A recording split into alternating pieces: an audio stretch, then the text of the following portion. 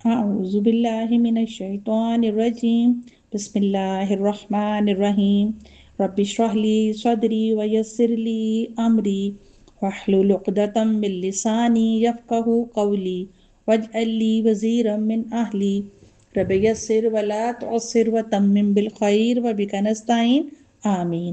السلام علیکم ورحمۃ اللہ وبرکاتہ۔ خلفۂ راشدین میں خلیفہ سوم حضرت عثمان غنی رضی اللہ تعالیٰ عنہ سیریز کا یہ تیسرا پروگرام ہے۔ ہم نے پچھلی قسط میں دیکھا کہ کس طرح حضرت عثمان رضی اللہ تعالیٰ عنہ نے مدینہ میں پانی کے بحران کو ختم کرنے کے لیے پہلا قدم اٹھایا اور بیر روما کو خرید کر مسلمانوں کے لیے وقف کیا۔ وہ ایک عوامی خدمت کا عظیم کارنامہ تھا، لیکن ایک سخی کی سخاوت کا اصل امتحان تب ہوتا ہے جب اسے اپنی پوری دولت اور زندگی خطرے میں ڈالنی پڑے۔ آج ہم دیکھیں گے کہ جب اسلام کو اپنی بقا کے لیے وسائل کی ضرورت پڑی، یعنی جیش عسرت کے موقع پر، تو اسی تاجر نے اپنی دولت کے ساتھ کیا کیا۔ غزوہ تبوک کا موقع اسلام کی تاریخ میں کٹھن ترین آزمائش کا وقت تھا۔ مدینہ میں یہ وہ دور تھا جب گرمی اپنے جوبن پر تھی اور کھجوروں کے باغات پک کر تیار ہو چکے تھے۔ ایسے میں ہر دل اپنی محنت کا ثمر سمیٹنے اور سایہ دار باغات میں رہنے کا خواہش مند تھا۔ ان حالات میں طویل مسافت اور ایک طاقتور دشمن کے مقابلے کے لیے نکلنا کسی کڑے امتحان سے کم نہ تھا، مگر منافقین نے اس صورتحال کا فائدہ اٹھاتے ہوئے یہ کہہ کر لوگوں کے دلوں میں وسوسے ڈالے کہ اتنی سخت گرمی میں نکلنا خود کو ہلاکت میں ڈالنا ہے۔ اسی لیے اس لشکر کو جیش عسرت یعنی تنگی کا لشکر کہا گیا، کیونکہ نہ تو مسلمانوں کے پاس وافر مقدار میں سواریاں تھیں، نہ کھانے پینے کا سامان پورا تھا، اور نہ ہی جنگی ساز و سامان کی فراہمی آسان تھی۔ ہر طرف کہتے سامان کی کیفیت تھی، اور ایسے میں اللہ کی راہ میں نکلنا ایمان کے سب سے بڑے امتحان کے مترادف تھا، جہاں ہر قدم پر صبر، استقامت اور اصرار کی ضرورت تھی۔ اس بحرانی کیفیت میں جب ہر طرف تنگی اور وسائل کی کمی تھی، نبی کریم صلی اللہ علیہ وآلہ وسلم نے مسلمانوں کو اللہ کی راہ میں خرچ کرنے اور اس لشکر کو تیار کرنے کی ترغیب دی۔ آپ صلی اللہ علیہ وسلم کی اس پر اثر پکار نے صحابہ کے جذبوں میں ایک نیا ولولہ پیدا کر دیا، لیکن سب سے زیادہ آزمائش اس شخص کے لیے تھی جس کے پاس مال کی فراوانی بھی تھی اور اللہ سے محبت کا سچا سودا بھی۔ حضرت عثمان غنی رضی اللہ تعالیٰ نے جب رسول اللہ صلی اللہ علیہ وسلم کی زبان مبارک سے جیش عسرت کی تیاری اور مسلمانوں کی قسم پرسی کا احوال سنا تو آپ کا ایمان جوش میں آ گیا۔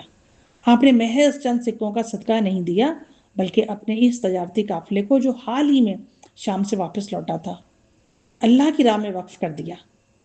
آپ کی اس عظیم سخاوت کی تفصیل یہ ہے کہ آپ نے 300 اونٹ پیش کیے جو مکمل ساز و سامان و کجاووں سے لیس تھے، یعنی انہیں لشکر اسلام میں شامل ہوتے ہی فوری طور پر جنگ کے لیے استعمال کیا جا سکتا تھا۔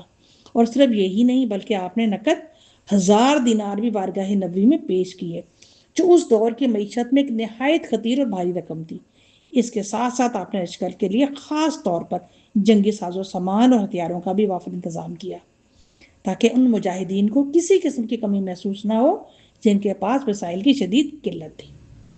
آپ نے اپنی پوری تجارتی محنت اور کمائی کو محض اللہ کی رضا کے لیے نچھاور کر کے یہ ثابت کر دیا کہ ایک سخی کے لیے مال کا حقیقی مقصد تبھی پورا ہوتا ہے جب وہ اللہ اور اس کے رسول کی نصرت میں کام آئے۔